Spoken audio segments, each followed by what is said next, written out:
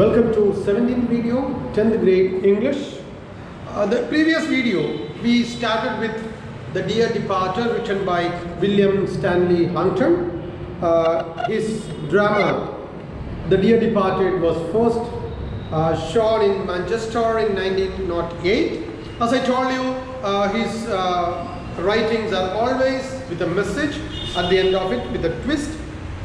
The Dear Departed was first produced in Manchester in 1908, and here he wanted to show the degradation of moral value. And already I have introduced the characters of this one-act play. Mrs. Amelia Slater, Mrs. Elizabeth Jordan, sisters, daughter of Mr. Abel Merriweather. Henry Slater and Ben Jordan are the husbands of Amelia and Elizabeth. Victoria Slater is a girl of 10 years, Amelia's daughter. Abel Merriweather is an old man, father of Amelia and Elizabeth. Jimmy, a son of Elizabeth Jordan. So please understand, Amelia Slater, Slater is Mr. Henry Slater. Elizabeth Jordan, Ben Jordan. This you have already understood. Again, we come across one or two more characters in this. Tattersall is there, Mr. Old Tattersall, and Rigobel's owner is there, John Sherlock. All these are different characters that appear, that are not seen but only said about. That is why we don't mention these characters, but you must know the relation of these people to understand the skit well. And we have seen the opening of the drama. Mrs. Slater, plump, red-faced, vulgar, vigorous woman, ready to do any amount of straight talking to get her own way, opens the window, calls her daughter in, her daughter Victoria. Victoria, do you hear me? Come in. Victoria, a precocious girl, very intelligent girl, dressed in colors. Mother is in black and daughter is in colors. Yendes. Shall we continue? The Dear Departed.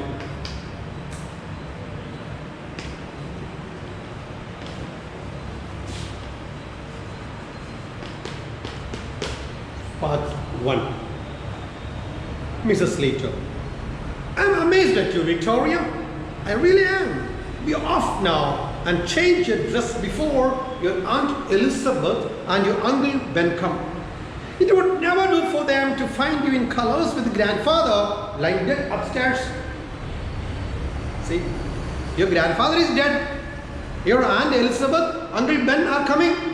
When they come, if they find you in colors,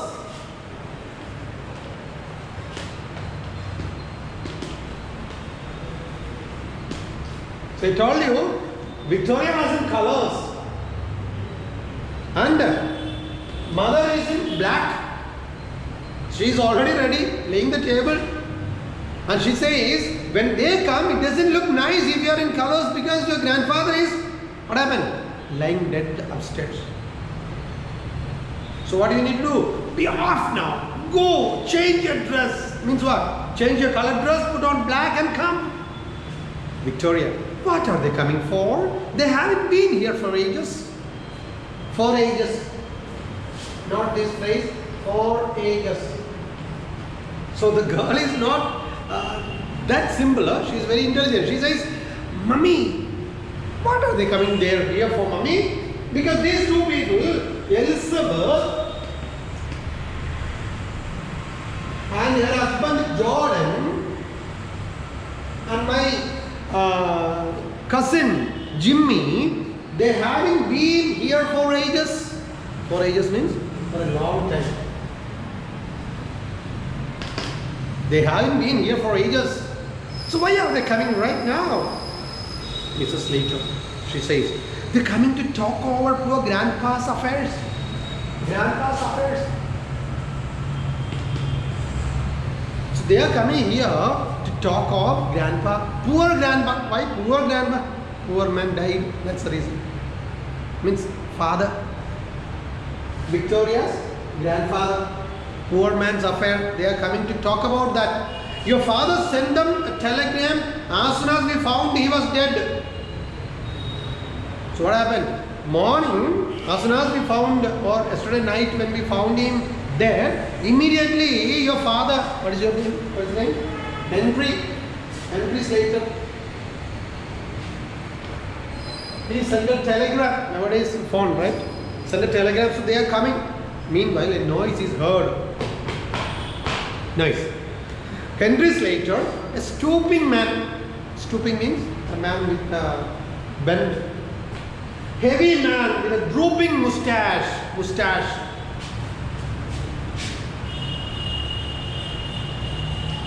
How do you pronounce this word? Mustache. So a drooping mustache which is bending down, stooping man, heavy man, eating a lot of chocolate and all that, obesity. Heavy man, the drooping mustache enters. He is wearing a black tailcoat, grey trousers, a black tie and a bowler hat. So this man, this stooping man with a drooping mustache, he enters. That was the sound. And he is wearing everything black. Tailcoat black, trousers grey color, black tie and a bowler's hat. You know bowler's hat? Right. I'm wondering if they will come at all. As soon as they enter, Henry says, I'm wondering if they come at all. When you and Elizabeth quarreled, she said she would never set foot in your house again. So while Victoria and Amelia are talking, we heard a sound, right? Who was it? Henry Slater, a stooping man, a bit of bend, with a drooping mustache. This man is wearing everything in black. He entered. As soon as he entered, he says, "Oh, I'm wondering they will come at all." Who will come at all? Elizabeth and her husband, because you and your sister. Who and your sister? Amelia and her sister Elizabeth quarreled, like some of you with your siblings quarrel, right? The same way Elizabeth and her sister quarreled. Who is her sister? Amelia. It means Henry's wife. So Henry says, you and your sister quarreled last time. What did she say? She said that she would never set foot in your house. It means she would never enter our house. Last time she said that and went away. Mrs. Slater said, she will come fast enough after her share of what our fathers left. You know how hard she can be when she likes. Where she get it from, I cannot tell. Then Mrs. Slater, Amelia Slater says, no, my sister will come because she is such a woman. She knows as soon as father's property is to be divided, as soon as she comes to know that father is no more, or father has kicked the bucket, she would come running. Why? To divide things up.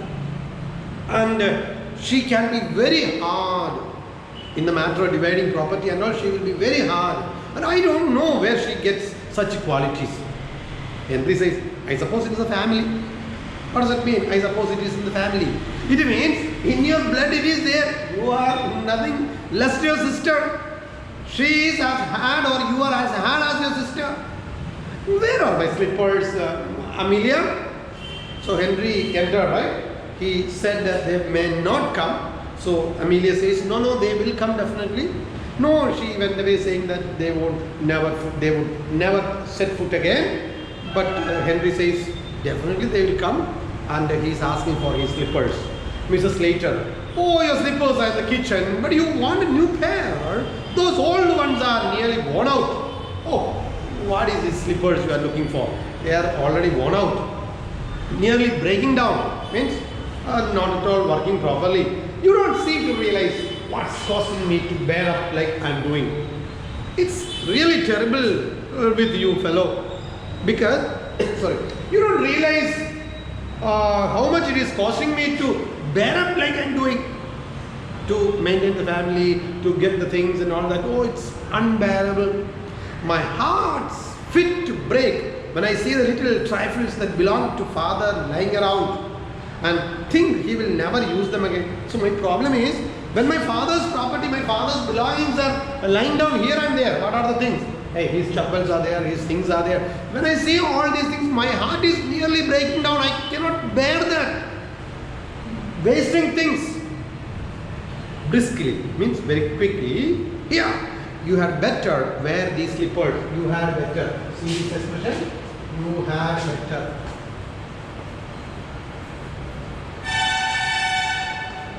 You had better never use 2 plus V1. We have only used only verb 1. You had better use them. You had better sit down. You had better go out. You had better eat well. You had better wear a mask.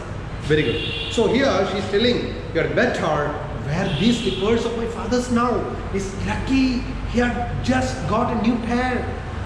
Oh, your slippers are already worn out, Mr. Henry. And my father's things are lying down here and there. I can just wear them, losing all these. So what do you need to do? Hurry, hurry, come on. You had better use my father's chappals. Don't worry, it is not a used one. Better, he had got a new pair. Very luckily, he had got a new pair. Henry, they'll be very small for me, my dear.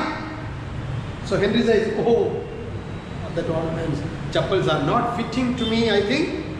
Mrs. Slater, they will stretch one day. Can't you understand? Slippers, leather slippers, right? Or Rexing slippers. They will, rubber slippers, they will stretch one day. I'm not going to have them wasted. She has finished laying the table. She was busy. Morning you have seen when the curtain goes up. What was she doing? She was laying the table. Now she completed that and said, oh, Henry, I can't bear all this. They would stretch, you know. Even if it is small, little bit small, you wear them. As you wear it, it stretches, you know. I've been thinking about the bureau of my father's that is in his bedroom. You know, I always wanted to have it after he died. Oh, Henry, wear that chappals of my father's. Of course, it's a new one. Even if it is small, it stretches. Henry, you know one thing? I was thinking about father's bureau. See here.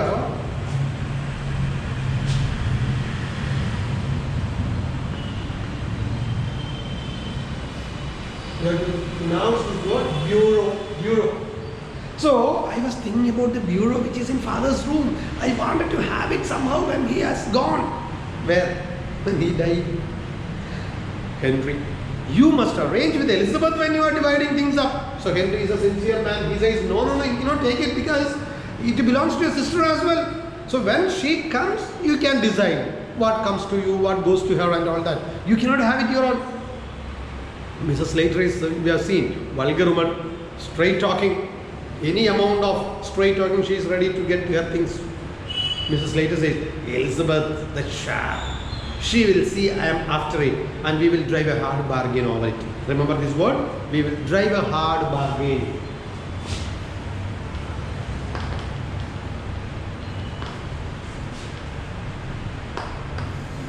So, my sister is very sharp. If you just keep that bureau there till she comes, what happens? She is very sharp. She will see that I am after that bureau. So she will not leave at any cost. She will drive a hard bargain, or we will drive a hard bargain. Means what? We will have to negotiate for it. Henry, perhaps she has got her eye on the bureau as well. So Henry says, yeah, maybe your sister also. Who is your sister? Elizabeth. She has got her eye on the bureau as well. Mrs. Slater, she's never been here since father got it. If it was only down here instead of in his room, she would never guess it wasn't our own. So Henry says, no, your sister already might have seen this bureau. So she might have an eye on that. Then Mrs. Slater says, no, because she has never been here. She never came after my father had bought it. So naturally she may not know if it is in our room. If it's in father's room, she will definitely believe. But if we can bring that bureau from upstairs and keep it here, she will never understand. Henry startled. Startled means what? Surprise. Amelia. He was sitting, so he rises and says, Amelia, you are not an ordinary woman. Oh my goodness, I am so lucky to have you as my wife, right? Mrs. Slater, Henry, why shouldn't we bring that bureau down here now? We can do it before they come. Henry, come on, Henry, put on the slippers, let us go up and somehow let us bring that bureau down here. See, I have used this word upstairs and downstairs and all. It is upstairs. It is downstairs. See here, many people say, I go to upstairs. Please come to downstairs. Wrong. You cannot use this preposition before these words because they both are adverbs. So you come upstairs. Don't say come to upstairs. Come to downstairs. Wrong. Come downstairs. So let us bring that downstairs. Which one? Bureau. When? Before those two people, my sister and her husband come, let us bring that. Henry was really stupefied. Stupefied means wonderstruck, surprised. I wouldn't care to. I don't mind bringing. Mrs. Slater, don't look so daft. Why not? So, don't look so stupid. Don't look so stupid. Please, come. Henry says, I wouldn't care to come up and bring the bureau. Then wife says, come on, you look so stupid. Come, let us get it. Henry, it does not seem delicate somehow. Oh, bring that bureau. It's not that good for us. Mrs. Slater, we could put that shabby. Shabby means untidy. That untidy, all the chest of drawers upstairs where the bureau is now. Elizabeth could have that unwelcome. I always wanted to get rid of it. Hey, don't worry, we'll get that bureau here and this all shabby chest of drawers we'll carry there and put that in the place of bureau and bring the bureau here so that when my sister comes she can have that. Which one? That all chest of drawers which is very shabby. That is what she says and she points to the chest of drawers there. So that's the end of this video. As a part of this homework, please get me the homework. What is the argument Mr. Henry raises not to bring the bureau from upstairs, downstairs? What is the argument Mr. Henry raises in order not to bring the bureau from grandpa's, place upstairs? Did you understand? Already the bureau is with the grandfathers in the Aylmerbury with his room. What is the argument he says not to bring that? He says that sister also might have seen it and she also may ask for it and you should not divide things before they come. These are the 3 points